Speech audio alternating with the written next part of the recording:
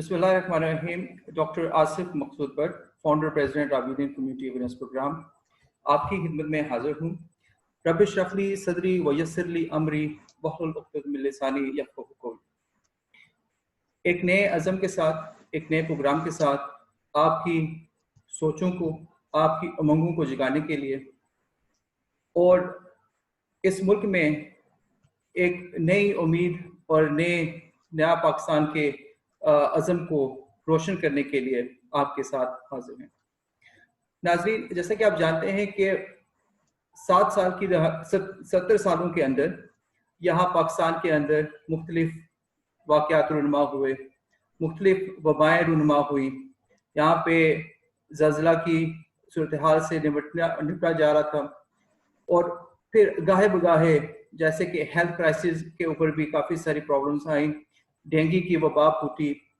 फिर अभी हालिया हमें देखना पड़ा है कि कोरोना की वबा जो है उसने न सिर्फ पाकिस्तान को बल्कि पूरी दुनिया में तमाम आलम को हिला के रख दिया। कैसे इन हालात से निपटा जाए, क्या कौन आएगा, कौन इन हालात से हमें निकालेगा और कैसी उसकी कैफियत होगी, कैसी उसकी शख्सियत होगी, कौन है जो हमें सीधे रास्ते पे गामजन करेगा। पाकिस्तान के 17 साल के हालात आपके सामने हैं। हमें जब भी इन वबाओं का, इन कैफियत का सामना करना पड़ता है तो हमारी नज़र अपने ऊपर भी होती है और जो तज़ल्ज़ुल का शिकार होती है, जिसमें मुस्तकिल मिजाजी नहीं होती, जिसमें एक ऐसी कैफियत होती है कि हम उससे नबर्द आज़मा हो रहे होते हैं और एक ऐसी शख्सियत की तरफ देख रहे होते हैं कि वो हमें उस मरहले से बाहर निकालेगी। फॉर रहनुमा कौन होता है, उसके क्या रहनुमा असूल होते हैं, वो कैसे एक माशरे को, एक सोसाइटी को, एक कौम को नए रास्ते पे गामजन करता है, वो कहाँ पे बनता है? क्या कोई इंस्टीट्यूट उसको बनाता है या माशरे का कोई एक फर्द होता है? इन्हीं मौजू के ऊपर हम बात करेंगे कि लीडरशिप इन क्राइसिस। मैं नहायत मशकूर हूँ अपने गेस्ट का, मेहमान का, आसिफ नज़ीर साहब। किसी तारीफ के मोहताज नहीं, सेल्स एंड मार्केटिंग के अंदर बहुत ही तजर्बा रखते हैं, एक्सपीरियंस है। इसके साथ साथ आई एम पावर अप के चीफ ट्रेनर हैं, Toastmasters certified leadership and speaker हैं और ज़ैनब देख रही है के ऑथर हैं। मोस्ट वेलकम आसिफ नज़ीर साहब, कैसे हैं आप? Thank you very much doctor साहब, बहुत शुक्रिया जी, अल्लाह का शुक्र, बिल्कुल fine. Thank you very much, आपने बुलाया मुझे। थैंक यू सर, आपने हमारी दावत को कबूल किया और इस राबीदीन कम्युनिटी अवेयरनेस प्रोग्राम के अंदर एक नई रूह को फूंका। तो हम आपसे जानना चाहेंगे सर कि ये जो क्राइसिस हैं, ये जो वबाएं आती हैं, ये बाकी चीज़ें हैं, इसमें ये क्राइसिस लीडरशिप क्या होता है? ये रहनुमा कौन है जो उस क्राइसिस से, उन वबाओं से हमें निकालता है? जी डॉक्टर साहब, थैंक यू वेरी मच।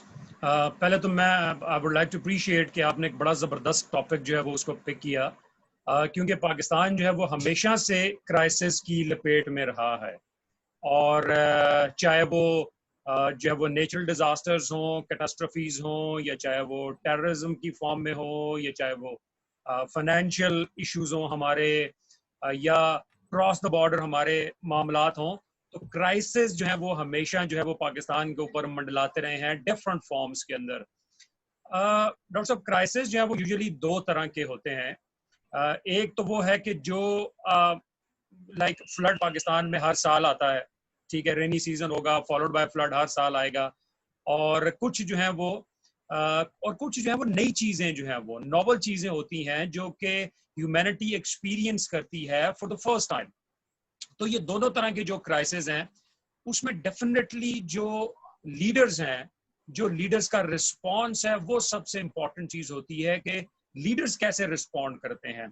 चाहे वो किसी फैमिली का कोई क्राइसिस हो, चाहे वो किसी ऑर्गेनाइजेशन का कोई क्राइसिस हो, या चाहे किसी नेशन का या कोई कंट्री का क्राइसिस हो, the most important thing is के वहां के जो लीडर्स हैं, how they respond to the situation, और अगर उनका response up to the mark होता है तो वो नेशन उस क्राइसिस से निकल जाती है और वो सरखरू हो जाते हैं as a nation.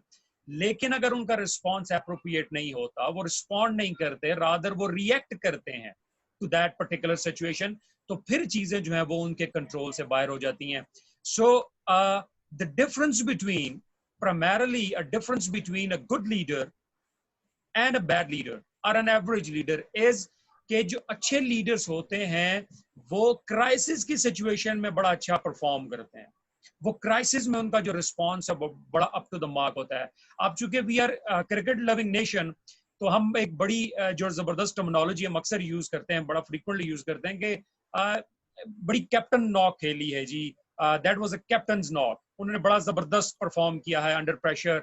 So what is that captain's knock? Captain's knock का मतलब है कि when the team was in crisis, team एक मुश्किल हालात से दो चार थी, तो कैप्टन साहब ने आकर टीम को संभाला दिया और उन्होंने एक अच्छी इनिंग्स खेली, and then finally because of that good innings उस टीम ने वो मैच जीत लिया।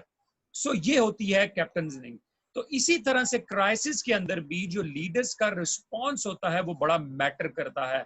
अगर लीडर अच्छा परफॉर्म करता है तो वो नेशन को या ऑर्गेनाइजेशन को उस क्राइसिस से निकाल लेता है। हालिया जो एग्जांपल है, जो कोरोना पेंडेमिक आया पूरी दुनिया के अंदर, that is a classic example. कैसे जो है वो बड़ी बड़ी सुपर पावर्स ने उसमें परफॉर्म किया। तो हमारे पास बहुत सारे जो है वो कंपैरेटिव स्टडीज हैं, we can pick and choose. Let's take two countries, एक चाइना की एग्जांपल लेते हैं and let's talk about United States. इन दो मुल्कों को हम कंपेयर करते हैं कि उन्होंने इस पेंडेमिक में किस तरह से परफॉर्म किया। तो डॉक्टर साहब, जैसे ये वुहान से स्टार्ट हुआ और फौरन जो है वो चाइना के अंदर जो है वो इसकी आउटब्रेक्स हुई और बहुत सारे केसेस रिपोर्ट हुए, और पूरी दुनिया में, चूंकि it was a social media pandemic, तो पूरी दुनिया जो है वो पैनिक हो गई। बट व्हाट हैपेंड, चाइना ने उस सिचुएशन में बहुत ज्यादा पैनिक नहीं किया। उन्होंने सिचुएशन को एनालाइज किया, उन्होंने कंप्रीहेंड किया कि मैटर है क्या, क्राइसिस है क्या, उन्होंने उसको एनालाइज किया। और फिर जब उन्होंने सिचुएशन को एनालाइज कर लिया तो उन्होंने फिर उसके बाद प्रिपरेशन शुरू की। उन्होंने उन्होंने अपना जो है वो प्लान चार्ट आउट किया, प्रिपरेशन की कि now what to do in this particular situation. और फिर जब उन्होंने प्रिपरेशन अपनी कर ली तो फिर उन्होंने जो भी डिसीजन मेकिंग की, दैट वाज वेरी डिसाइसिव। फिर उन्होंने जब ये डिसाइड कर लिया कि अब जो है वो वुहान को हमने लॉकडाउन करना है, मुकम्मल तौर पे लॉकडाउन करना है, किसी को हमने एंटर नहीं होने देना, किसी को हमने बाहर नहीं जाने देना, तो फिर उन्होंने बड़ा रिलीजियसली उस डिसीजन के ऊपर इम्प्लीमेंट किया। लीडर्स ने जो एक प्लान दिया, नेशंस ने उस प्लान को एज इट इज एग्जीक्यूट किया, एंड दे मेक श्योर कि जो भी उनका प्लान था वो बड़ा जबरदस्त तरीके से इम्प्लीमेंट हो। अच्छा, फिर उसके बाद उन्होंने ये किया कि जो भी उनकी अपडेट्स थी डेली बेसिस के ऊपर, उनके लीडर्स उनकी अपनी नेशन को एक कैंडिड इंफॉर्मेशन देते थे। एक बड़ी स्ट्रॉन्ग कम्युनिकेशन उन्होंने अपनी नेशन के साथ रखी ऑन डेली बेसिस के ऊपर, और फिर इस तरह से फाइनली वो एज ए नेशन सरखरू हुए। और फिर उसके बाद क्या हुआ? उसके बाद ये हुआ कि China, which was a credible nation, लेकिन इस पेंडेमिक के बाद चाइना ज्यादा क्रेडिबल तौर पे पूरी दुनिया के सामने इमर्ज हुआ कि उन्होंने एक बड़े क्राइसिस को एक बड़े जबरदस्त तरीके से एज ए नेशन उसको हैंडल किया, और एक बड़ी जबरदस्त क्राइसिस लीडरशिप जो है वो उसकी उन्होंने एग्जांपल सेट की। अच्छा, अब डॉक्टर साहब अगर हम दूसरी एग्जांपल हम देखते हैं, दूसरी एग्जांपल दे दें, मैं फिर आपसे एक सवाल कर जी, दूसरी एग्जांपल दे जी, मैं एग्जांपल दे दूं फिर हम आसानी जी। अच्छा, दूसरी हम एग्जांपल अगर हम ले लेते हैं यूनाइटेड स्टेट्स की, तो यूनाइटेड स्टेट्स का क्या हुआ? सेम सिनेरियो, बल्कि United states was in a better position कि वो चाइना का जो एक सिनेरियो था उसको अपने तौर पे करते, उसको स्टडी करते। तो what they did, actually they went into denial phase in the first plan. उन्होंने सिचुएशन को अंडरस्टैंड ही नहीं किया, उन्होंने सिचुएशन को उतना सीरियसली नहीं लिया, दे मिसअंडरस्टूड। अच्छा, जब उन्होंने सिचुएशन को अंडरस्टैंड नहीं किया, तो जब आपकी सिचुएशन एनालिसिस नहीं होगा तो फिर डेफिनेटली लैक ऑफ प्रिपरेशन, उसको वो प्रिपेयर नहीं कर पाए। और जब उनकी प्रिपरेशन नहीं थी और फिर जब से नंबर ऑफ केसेस और डेथ्स एकदम होना शुरू हो गई, तो फिर उन्होंने फैक्ट्स एंड फिगर्स को मैनिपुलेट करना शुरू कर दिया। अब now just imagine the president of United states of America जो है वो एक स्टेज के ऊपर आकर बात करते हैं और कभी एक मेडिसिन की बात करते हैं, कभी दूसरी मेडिसिन की बात करते हैं। यू बीइंग अ डॉक्टर, आपको पता है कि कोई भी चीज आप विदाउट रिसर्च नहीं कर सकते। yes. तो वो क्यों कर रहे थे? Because they had in fact no Especially plan. when there is an उन्होंने उसको epidemic, एनालाइज नहीं किया। especially when there is an epidemic and when ji there is a situation like any kind of disturbance in बिल्कुल a सही। mass amount, तो आप वो करते हैं जो like practice में होता है या research कोई ऐसी चीज हो। जी बिल्कुल सही। वो चूंकि उनका वो प्रिपेयर्ड नहीं थे, उन्होंने प्रिपरेशन नहीं की, तो फिर उसके बाद वो और फिर वो फॉल्स इंफॉर्मेशन, फॉल्स डाटा जो है वो लोगों के साथ शेयर करते रहे।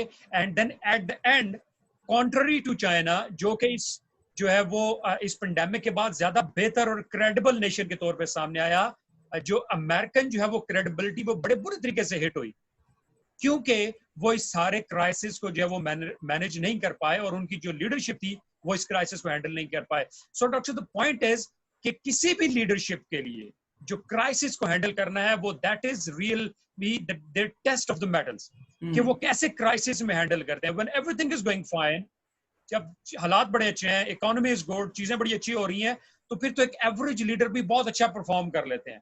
But when there is a crisis situation, when there is a pandemic, इस तरह की सिचुएशंस आती हैं, तो वो होता है बेसिकली लीडरशिप का टेस्ट।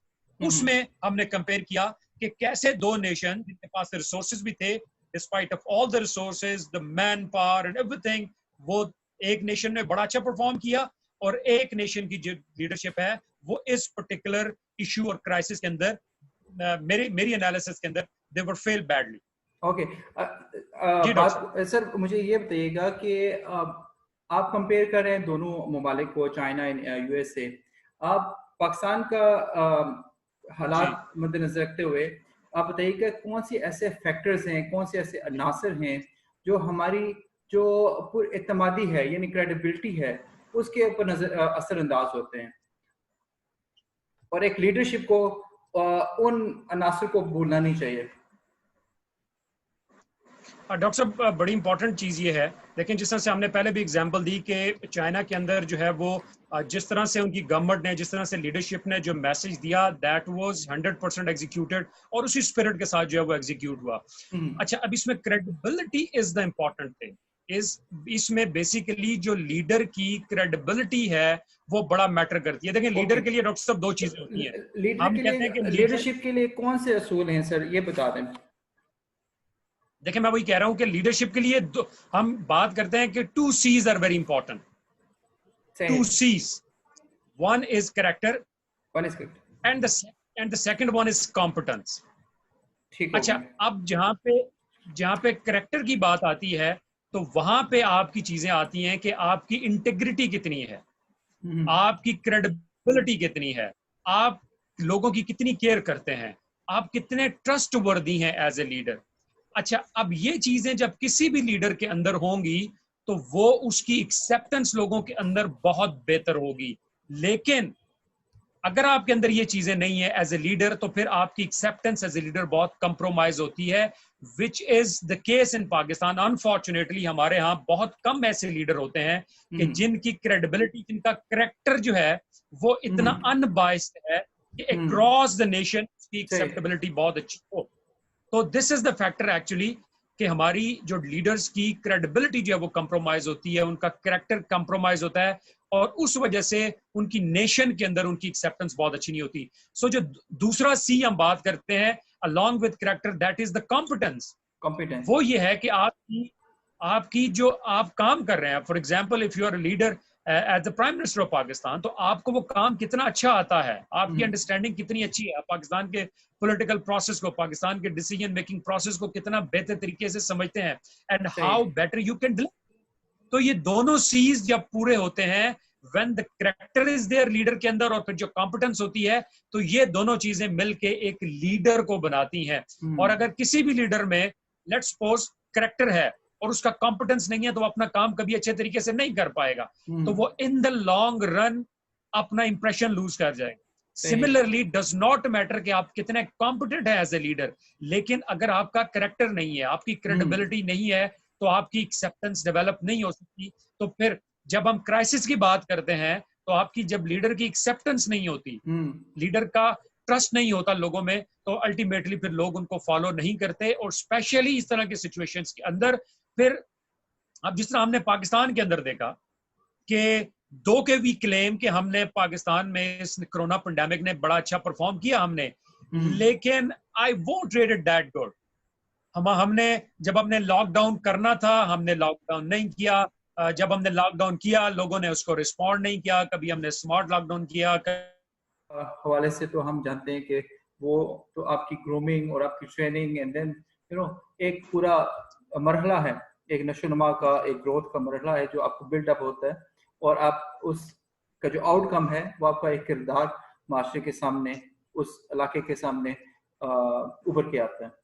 और देन फिर आपकी कॉम्पिटेंसी, आपकी तालीम और उस के अंदर आपकी महारत कितनी है, और देन आप अपने आप को प्रूव करते हैं कि आप कितने काबिल हैं, और देन आपको अवाम जो है वो उसको सपोर्ट करते हैं। तो जी आसिफ भाई बताइएगा कि जो क्राइसिस मैनेजमेंट है, आपको ना एक बड़ी इंटरेस्टिंग एग्जांपल आपसे मैं शेयर करूं। जी जी श्योर। हम क्योंकि क्राइसिस लीडरशिप की बात करें तो it has got different dimensions की बात करते हैं। सो लेट्स गो बैक 2019 को अगर हम देखें 26 फैब को व्हाट हैपेंड कि जब इंडियन जो है वो जेट्स पाकिस्तान में एंटर हुए, अपना पेलोड फेंक के वो वापस चले गए, और पूरी दुनिया में उन्होंने ये चर्चा किया कि उन्होंने पाकिस्तान के ऊपर सर्जिकल स्ट्राइक की। यस। और इमेजिन कि पाकिस्तान जैसा मुल्क जिसके इकोनॉमिक इश्यूज हैं, जो वॉर में उस तरह से अनलेस एंड अनटिल के इम्पोज की जाए नहीं जा सकते, और एट द सेम टाइम लेकिन अगर देखा जाए कि Pakistan is one of the biggest military country, और एक बड़ी स्ट्रॉन्ग पाकिस्तान का एक मिलिट्री इंस्टीट्यूशन है। yes. तो अब ये क्राइसिस इमर्ज हुआ and it came from nowhere. और अब इस सिचुएशन को अगर हम एनालिसिस करें तो क्राइसिस किस तरह से इमर्ज होते हैं और फिर आपने कैसे रिस्पॉन्ड करना होता है ना, उसको फिर हम इंप्लीमेंट कर सकते हैं। right. अब एक क्राइसिस हुआ which was not planned, we were not prepare for that. Crisis हुआ, अब जो उसमें क्या क्या हुआ, सबसे इंपॉर्टेंट चीज ये हुई कि हमारी जो फोर्सेस हैं, नंबर वन हमारी जो लीडरशिप है वो पैनिक नहीं की। नंबर वन, उन्होंने पैनिक नहीं किया, उन्होंने सिचुएशन को एनालाइज किया, अंडरस्टैंड किया कि हमारा डैमेज क्या हुआ, सारा क्या है, क्या सिचुएशन है। और जब ये उन्होंने एनालाइज कर लिया उसके बाद फिर उन्होंने अपनी प्रिपरेशन की और फिर उन्होंने अनाउंस किया कि विल सरप्राइज यू। यस। और फिर रिस्पांस जो उन्होंने किया, अच्छा रिस्पांस की खास बात ये थी उन्होंने कोई फैसला नहीं किया उस लम्हे को, वो एकदम घबरा के बैक पे जाके पैनिक में आके उन्होंने कोई फैसला नहीं किया। बिल्कुल जी। और फिर उन्होंने ये किया, और रिस्पांस की ब्यूटी क्या थी, जो इस रिस्पांस की ब्यूटी ये थी कि उन्होंने जिस तरह से रिस्पॉन्ड किया, that was so calculated response कि उस रिस्पांस में उन्होंने इंडिया को ये दिखा भी दिया कि हमारी कॉम्पिटेंस क्या है, yes. हमारा लेवल क्या है, और हम किस हद तक जा सकते हैं, yes. और हम जहां तक जाना चाहें हम जा सकते हैं। yes. उन्होंने ये मैसेज भी दिया, but at the same time उन्होंने सिचुएशन को इतना खराब भी नहीं किया कि हम वॉर की तरफ चले जाते। क्योंकि वॉर की तरफ जाना वो किसी भी मुल्क के लिए, चाहे पाकिस्तान हो या इंडिया हो, किसी भी की सिचुएशन में नहीं है। सो इनका जो रिस्पॉन्स था उसकी खास बात ये थी कि इन्होंने अपने आप की डोमिनेंस भी शो की और at the same time situation को बहुत ज्यादा खराब भी नहीं किया। सो और फिर एक और बड़ी इंटरेस्टिंग चीज जो होती है, जब इस तरह की क्राइसिस सिचुएशन है तो आपने अपनी नेशन को, अपनी ऑर्गेनाइजेशन को, या जो भी लोग आपकी रिपोर्टिंग में है, आपने उनको कॉन्फिडेंस में लेना होता है, आपने उनको कॉन्फिडेंस देना होता है। सो जब पाकिस्तान ने थोड़ा देर उसको रिस्पॉन्ड नहीं किया, बीच में टाइम गुजर रहा था, तो आप अगर याद करें कि जो लोगों के सेंटिमेंट्स थे वो बड़े गर्मा गर्म बहस चल रही थी और मीडिया पर डिस्कशन होना शुरू हो गई थी कि पाकिस्तान रिस्पॉन्ड क्यों नहीं कर रहा। एक बड़ा जज्बाती सा माहौल बन चुका था। लेकिन उन्होंने जज्बात में आके नहीं किया, इंफॉर्मेशन की सोर्स का वो ढूंढ रहे थे कि क्या होगा, क्या चीजें होगी। जी, लेकिन इस सारी सिचुएशन के अंदर कोई जज्बाती फैसला नहीं था, बड़ा कैलकुलेटेड रिस्पॉन्स था। The way they wanted to respond, उन्होंने इसी तरह रिस्पॉन्ड किया। अच्छा, देन व्हाट हैपेंड? एक सिचुएशन, पाकिस्तान ने रिस्पॉन्ड किया, इंडिया से बेहतर रिस्पॉन्ड किया, पाकिस्तान हैड अपर हैंड। अब इंडिया ने रिस्पॉन्ड करना था, the way they were claiming कि अब हम पाकिस्तान को नहीं छोड़ेंगे। अच्छा, वो पाकिस्तान पैनिक नहीं किया, इंडिया फौरन पैनिक कर गया। उनके आप आर्मी चीफ के, एयरफोर्स चीफ के, उनके आप प्राइम मिनिस्टर के आप बयान सुने, दे totally got out of control, वो इमोशनल हो गए, मीडिया फ्यूरियस। हर तरफ से एक अजीब ही डायनामिक्स, एक अजीब ही मिशन, और उसकी कोई लाइन एंड लेंथ, उसका जो रोड मैप है वो आपको नजर नहीं आ रहा था। हर एक के डिफरेंट व्यूज थे। जी, वो इसकी वजह ये थी कि वो अपने इमोशन से काम ले रहे थे, उनको सिचुएशन समझ नहीं आ रही थी कि हमारे साथ हुआ क्या एंड अब हमने क्या करना है। तो वो अपने मींस के वो एक इमोशंस के साथ बह जा रहे थे, उनका मीडिया भी, उनकी गवर्नमेंट भी, उनकी फोर्सेस भी। अच्छा, फिर उस सिचुएशन में क्या हुआ, जब वो एनालाइज नहीं कर पाए कि उन्होंने क्या करना है, तो देन फिर वो उन्होंने बहुत सारी चीजें ट्राई करने की कोशिश की, कभी इधर से आने की कोशिश, कभी उधर से आने की कोशिश की, कभी मीडिया के थ्रू, कभी इंटरनेशनल प्रेशर, लेकिन अल्टीमेटली वो कुछ भी नहीं कर पाए बिकॉज वो पैनिक कर गए, वो प्रिपेयर्ड नहीं थे, वो सिचुएशन को एनालाइज नहीं किया, और eight the end of the day एक 6 गुना बड़ा मुल्क जो है वो उसको मुंह की खाना पड़ी। ऐसे तो ये होता है कि जब आपकी लीडरशिप क्राइसिस के अंदर बड़ा बेहतर तरीके से परफॉर्म करती है, तो वो आपकी वो जो क्राइसिस सिचुएशन है वो भी आपकी फेवर में चली जाती है, और आप अपने लोगों को, अपनी नेशन को, अपनी ऑर्गेनाइजेशन को मोबिलाइज करवा लेते हैं। आप उनके जो एनर्जीज है उनको चैनलाइज करवाते हैं। So this is what happened in this particular case. Pakistan वो उनके एक अपर हैंड था, और इंडिया जो है वो उस सिचुएशन में उनको एक फेलियर मिला। बिल्कुल। अच्छा सर, आप ने बड़ी अच्छी एक वर्ड यूज किया, मोबिलाइजेशन। तो मोबिलाइजेशन से मुझे आपसे कुछ ये एक्सपर्ट ओपिनियन लेना है कि हम कब मोबिलाइज होंगे, हम कब सोशल मोबिलाइजेशन और कब सोशल चेंज की तरफ जाएंगे, और वो लीडरशिप हमें कैसे लेके जाएगी? डॉक्टर साहब, पहली बात तो ये कि it's a gradual process, it's a gradual process. अगर हम ये कहें कि ओवरनाइट, अब हमारी जो करंटली सिचुएशन है एज ए नेशन, हम हमारे अंदर बहुत सारे डिफरेंसेस हैं, हम बाज दफा इस हद तक चले जाते हैं कि हमारा मुल्क भी हमारी प्रायोरिटी नहीं रहता। हम लोगों को, चाहे वो पॉलिटिकल लीडर्स हों, चाहे वो रिलीजियस लीडर्स हों, चाहे वो सोशल लीडर्स हों, हम इस हद तक ब्लाइंड फेथ पे चले जाते हैं कि बाज दफा हम ऐसी बातें भी कर जाते हैं, हम ऐसे डिसीजंस भी कर जाते हैं, हम देखते हैं रोजाना मीडिया के ऊपर कि वो ऐसी चीजें भी करते हैं कि जो मुल्क की फेवर में नहीं होते। Now what is this? ये क्या है? It's immaturity, it is nothing but immature. Regardless of impact क्या होगा, उसका इम्पैक्ट कितना बड़ा इम्पैक्ट वो कर जाएगी बात। जी, तो डेफिनेटली जब आप एज ए नेशन, आपका मेच्योरिटी लेवल नहीं होता, तो आप हर फील्ड के अंदर जो है वो आपको जो रिजल्ट्स उस तरह से नहीं मिलते। अब आप पाकिस्तान को देख लें, चाहे आप पाकिस्तान की इकोनॉमी को देखें, आप पाकिस्तान के डिफरेंट डिपार्टमेंट्स को देखें, आपको कहीं भी कोई कोहेजन नजर नहीं आती, आपको कहीं भी कोई कोलैबोरेशन नजर नहीं आती। आप एक्सेप्ट एक या दो इंस्टीट्यूशंस को अगर आप छोड़ दें, तो आपको कोई भी ऐसी चीज को बहुत पॉजिटिव नजर नहीं आती, and that is because of कि लैक ऑफ मेच्योरिटी है। अच्छा, इसमें जो इंपॉर्टेंट रोल है वो अगेन लीडरशिप का है। किसी ना किसी लीडरशिप को जो है वो एक मेच्योरिटी का सबूत देना होगा, और फिर वो इसका एक ट्रिकल डाउन इफेक्ट होता है। आपको एक बड़े लेवल के ऊपर, राइट एट द टॉप, आपको अच्छी चीजें करनी पड़ती हैं, फिर वो चीजें लोग आपसे इंस्पायर होते हैं। अब आप जरा गौर करें तो हमारे लोगों का और हम एज ए नेशन, हमारे एटीट्यूड्स वो डेवलप हो चुके हैं, जो कि यूजुअली हमारे यहाँ चूंकि पॉलिटिकल लीडर ज्यादा, उनकी विजिबिलिटी है, बिजनेस लीडर बहुत ज्यादा नहीं है, कोई सोशल लीडर बहुत नहीं है, तो पॉलिटिकल लीडर्स जो है वो ज्यादा उनको देखा जाता है, उनको फॉलो किया जाता है। तो आप ये देखेंगे उनके जो भी नॉर्म्स हैं, उनकी जो वैल्यूज हैं, जो उनकी हरकत और सकनात हैं, जो उनके एक्शंस हैं, उनको कॉपी किया जाता है, हर लेवल के ऊपर उनको कॉपी किया जाता है।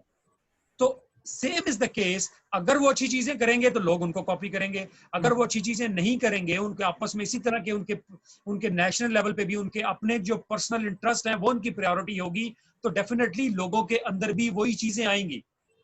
आप अगर अपने डिफरेंट लेवल्स के ऊपर देखें, आप अगर इवन के मैसेज में भी आप लोगों से इंटरेक्ट करें, और इसको अगर आप पॉलिटिकल टर्म्स में आप कहें कि आप एक यूनियन काउंसिल लेवल पे भी अगर जाएं डॉक्टर साहब, तो आप लोगों से जब हम इंटरेक्ट करते हैं तो लोगों के लिए उनके जो पर्सनल बेनिफिट्स होते हैं वो ज्यादा सुप्रीम है as compare to collective benefits. वो इज्तिमाई फायदे की बात नहीं करते, वो मोहल्ले की फायदे की बात नहीं करते, दे talk about their personal benefits, कि मेरे बेटे को क्या मिलेगा, मेरे बेटे की नौकरी कहाँ पे होगी, मेरे घर में रोड आएगी कि नहीं आएगी। यू सी, इस लेवल के इश्यूज पे हम हैं। So it is because of the fact कि हमारे जो टॉप लीडरशिप है वो different across the political parties, different level के ऊपर, वो they talk about themselves, they talk about their personal benefits, they talk about their families only. वो message के बारे में उतना नहीं सोचते बिकॉज ऑफ, और फिर हमें उसका नुकसान भी होता है, उसका पॉलिटिकल इंस्टीट्यूशंस को भी नुकसान है। सो प्राइमरीली इसके पीछे जो है वो lack of immaturity as a nation, lack of immaturity as a political institutions, तो और उसकी वजह से वो निचले लेवल ये कैसे इसको हम डेवलप करेंगे? फॉर एग्जांपल, अगर आसिफ भट्ट है और आसिफ नज़ीर है और कोई भी अमजद और शुएब साहब हैं, या कोई भी एफएससी का स्टूडेंट है, कोई मैट्रिक का स्टूडेंट है, कोई बीएससी, बीए और एमकॉम का स्टूडेंट है, हम उसमें कैसे ये चीज़ें इनकलकेट करेंगे, उसको कैसे समझाएंगे कि you are the future leader. कहते हैं ये बच्चे हमारे कौम के मामार हैं, these are the builders for the future. तो हम इन्हीं के अंदर तो लीडर तलाश कर रहे हैं, हम अपने अंदर वो कौन सी क्वालिटीज डेवलप करेंगे, इनके बारे में थोड़ा सा बता दें कि हमें उन क्वालिटीज को नजरअंदाज ना करें। वो कौन सी क्वालिटीज हैं कि वो इस कौम में डेवलप हों, तो इस कौम का कोई ना कोई एक फर्द वो आगे हमें मोहम्मद बिन कासिम या जो एक अजीम लीडर है वो बन के हमें राह निजात और हमारा नाखुदा बने। जी बिल्कुल। अच्छा डॉक्टर साहब, बड़ी इंटरेस्टिंग चीज़ ये है कि देखें, हम एज ए नेशन, हम बहुत सारी हमारी क्लेम्स हैं, बहुत सारी बातें हैं, लेकिन मैं जनरली कहता हूँ कि 2-3 चीज़ें अगर हम करें ना, तो मेरा ख्याल है कि इस नेशन के अंदर पोटेंशियल है, इस मुल्क के अंदर पोटेंशियल है कि चीज़ों को बेहतर किया जा सकता है। बिल्कुल। एक तो देखें, एक तो जो अवेयरनेस अब आ रही है, अब देखें जिस तरह से सोशल मीडिया पूरी दुनिया में लोग देखते हैं, जो है वो लर्निंग इंस्टीट्यूशंस को देखा जाता है, लोग अब जो स्टूडेंट्स हैं वो पॉलिटिकल इंस्टीट्यूशंस को स्टडी करते हैं, वो बिजनेस लीडर्स को। अब देखें बच्चे को भी पता है कि बिल गेट्स कौन है, स्टीव जॉब्स कौन है, वॉरेन बफेट कौन है। तो नाउ अवेयरनेस इज देयर, ठीक है। तो अब जो है वो अवेयरनेस इस कौम के अंदर आती जा रही है। एक काम अगर हम करें वो ये है कि हम खाली वो काम करें जिसकी हमें तनख्वाह दी जाती है, which we are suppose to do. मिसाल के तौर पे अगर स्टूडेंट है तो वो अपना स्टडी पे अपना तवज्जो दे और अपना best they when he student. आप बीइंग ए डॉक्टर आप अपना 100% दें, मैं सेल्स मार्केटिंग ट्रेनिंग मैं अपना 100% दूं, इंजीनियर्स अपना 100% दे। तो एटलीस्ट हम अपनी कैपेसिटी के अंदर जिस चीज के हम रिस्पॉन्सिबल हैं उसमें अगर हम अपना 100% दें, तो यकीन जानिए कि हमारी बहुत सारी चीजें बदल सकती हैं। और फिर हमें लीडर्स को नहीं कहना पड़ेगा कि इमरान खान को ये करने की जरूरत है और नवाज शरीफ को। यस, जब हम अपना काम ईमानदारी से करेंगे तो डेफिनेटली हमारे ही रिप्रेजेंटेटिव ऊपर आएंगे। ये तो बड़ा सिंपल सी फिलॉसफी है, जैसी नेशन होगी ऐसे ही उसके ऊपर हुक्मरान आएंगे। सो हम एज ए नेशन अगर हम एक काम कर ले कि हम अपना काम which we are suppose to do, which we are paid for, जो हमें करना है वो काम अपना ईमानदारी से करना शुरू कर दें, उससे हमारी बहुत सारी चीजें जो हैं, देखिए निचले लेवल पे ऑर्गेनाइजेशंस हैं, निचले लेवल पे इंस्टीट्यूशंस हैं, वहां पे अगर हम जैसे लोग अपना काम ईमानदारी से करना शुरू कर दे तो बहुत सारी चीजें बदल सकती हैं। अब टीचर्स अपना काम ईमानदारी से करना शुरू कर दें। अब खाली जस्ट इमेजिन कि जो गवर्नमेंट इंस्टीट्यूशंस हैं, जो गवर्नमेंट के स्कूल हैं, प्राइमरी स्कूल है, मिडिल स्कूल है, हायर सेकेंडरी स्कूल है, वहां पे अगर टीचर्स अपना डेडिकेशन के साथ, ऑनेस्टी के साथ अपना 100% एफर्ट करें, तो क्या आप नहीं समझते कि हमारा जो है वो टर्न अराउंड हो सकता है? डेफिनेटली। इसी तरह से डॉक्टर्स अगर करें, इसी तरह से एक आम आदमी करे, तो हम चीजों को टर्न अराउंड कर सकते हैं। सर वो जो एक बड़ी सोच, आपकी बात काट रहा हूँ, सॉरी उसके लिए माजरत। वो कहते हैं सिस्टम को चलने दें, ये सिस्टम को चलने दें, इसको ऐसा ही चलने दें। हम कल क़यामत के दिन ये तो कह सकते हैं कि अल्लाह के हुजूर जाके कि हमने उस नेकी के काम के अंदर एक अपना हिस्सा डाला है, अपनी कंट्रीब्यूशन की है। And similar thoughts may work out, वो हमारी बात जो है वो अल्लाह के हुजूर तो पेश हो जाए।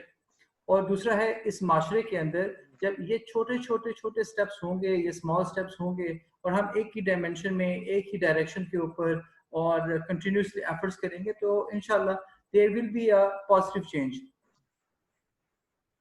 तो ये मैं डॉक्टर साहब आपने बड़ी वैलिड बात की। इसमें मैं एक चीज ऐड करूंगा। देखें जो सोसाइटीज है ना, जिस तरह पाकिस्तान तरह की सोसाइटीज हैं जहाँ पे मल्टीपल इश्यूज हैं, कोई एक इशू नहीं है। यहाँ पे बिजली का इशू है, यहाँ पे गैस की प्रॉब्लम है, तालीम का इशू है, we have got multiple issues हमारी सोसाइटी के अंदर। तो वहां पे जो इस तरह की सोसाइटीज है, वहां पे एक जनरल परसेप्शन ये पाई जाती है कि मेरी एफर्ट से क्या होगा, मेरी एफर्ट से क्या अगर होगा, मैंने कोई अच्छा भी काम कर लिया तो उससे क्या इम्पैक्ट आएगा। So you very rightly mentioned the example कि जो ये थॉट है, आप अगर कोई अच्छा काम भी करना चाहें तो लोग यूजुअली कहते हैं जिससे क्या फर्क पड़ेगा। सो अल्टीमेटली होता ये है कि जब हम छोटी छोटी कंट्रीब्यूशन हर आदमी करता है तो फिर वो एक बहुत बड़ा उसका इम्पैक्ट बन जाता है। और कंटिन्यूस अगर वो होती रहे तो डेफिनेटली सोसाइटीज में, और डॉक्टर साहब बहुत बड़ी एग्जांपल्स हैं इस दुनिया के अंदर, बहुत बड़े एग्जांपल्स हैं कि एक एक आदमी जो है वो पूरी सोसाइटी को उन्होंने रेवोल्यूशनलाइज किया। जी बिल्कुल। तो वो अगर बहुत सारे लोग मिल के किसी काम के पीछे लग पड़े और अगर हर आदमी ये समझ के ये करे यार कि मैंने अपनी तरफ से अपना बेस्ट एफर्ट पुट इन करनी है, मैंने अपना हिस्सा डालना है, रेस्ट इज विद ऑलमाइटी, बाकी अल्लाह बेहतर करेगा। मैं अपनी, मेरी नीयत ही होनी चाहिए कि मैं कोई बेहतर काम करूं, लोगों की डेवलपमेंट के लिए करूं, सोसाइटी की बेटरमेंट के लिए करूं। तो इंशाल्लाह अगर हर आदमी इस तरह से सोचेगा तो चीजें बहुत बेहतर हो जाएंगी। बेशक आप इसका रूप दे सकते हैं। अस्सलाम वालेकुम। Thank you.